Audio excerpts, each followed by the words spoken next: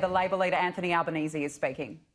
Downturn by actually growing the economy and by growing jobs and by not just going back to what was there, but seizing the opportunity, the lessons that have been learnt about our failure to be resilient when it comes to manufacturing and our failure to actually be able to produce what we need across a range of industries.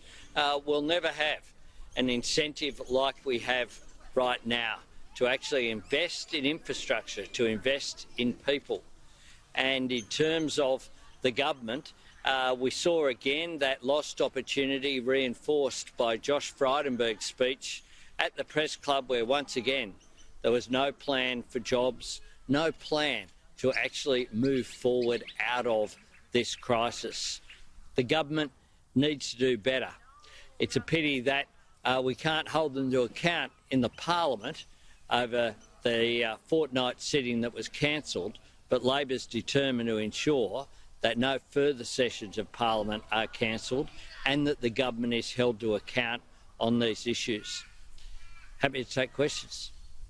The budget update included a decision to extend applications for people to draw down their super by $10,000 this year. Does Labor support that decision? Look, the problem with what they're doing on superannuation is that they're leaving people poorer off down the track.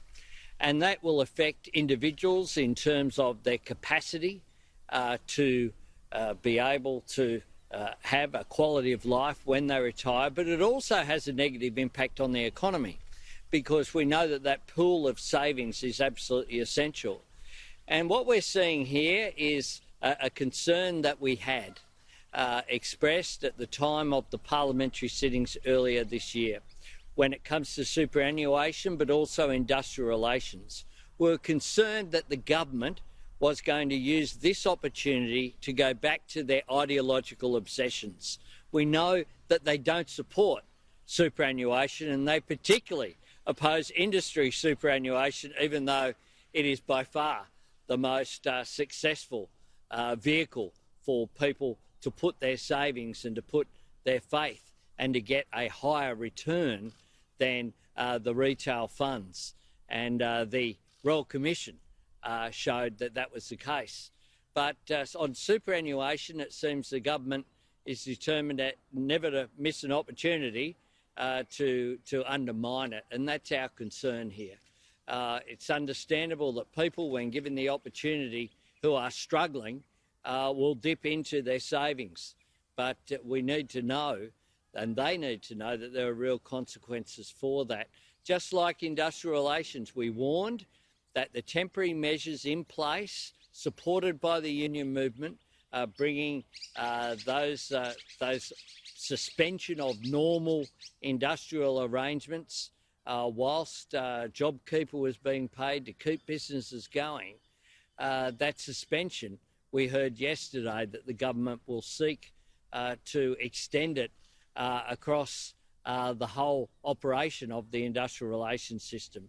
And this should not be an opportunity to increase insecurity at work. If there's a lesson from this pandemic, it's that we need more work security, not less. Are you concerned that too many people are going to be accessing their super? The budget papers indicated a lot will. This is a concern for the individuals in terms of their future retirement savings, but it's also a concern for the national economy because it undermines the capacity of those infrastructure funds to invest in long-term infrastructure which benefit the entire nation, not just individuals. The fiscal update assumes a very low fertility rate, and demographers say birth rates will stay low. Is this an issue that the government needs to address? Well, it's not surprising that the low population increase is expected. We obviously have a curtailing of migration at the moment. And the other thing is that when people are feeling insecure, as they are at the moment, then that's not a time, that's a bit of an impediment, it can be, towards people starting a family if they're concerned about their employment prospects, they're concerned about their future income. They've had to dip into their savings in terms of superannuation. So it's not surprising that this is an issue. It is one that the government does need to address over time. So what policies does Labor support for making more Australian babies? Well, you can't impose these things. What you can do is make sure that you have an economic environment that's conducive to that. And that, of course, needs to happen over a period of time.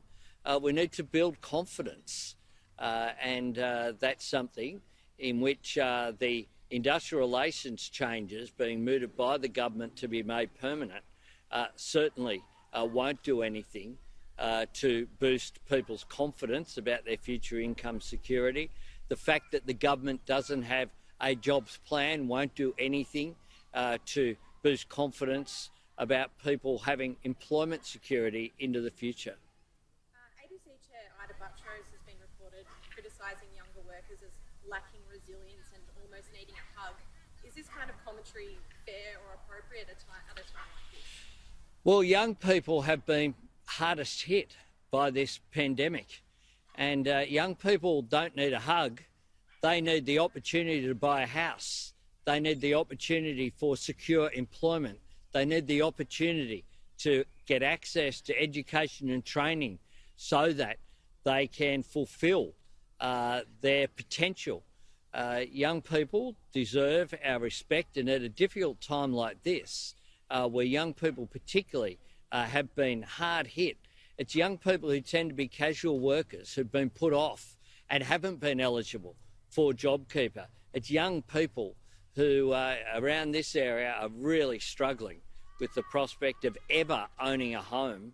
And I think we need to show total respect for them and their contribution, and need to work out policies in which they can be not just not left behind, but so that they can be lifted up and fulfil their potential, and to have their legitimate aspirations fulfilled over a period of time, as have older generations had those opportunities.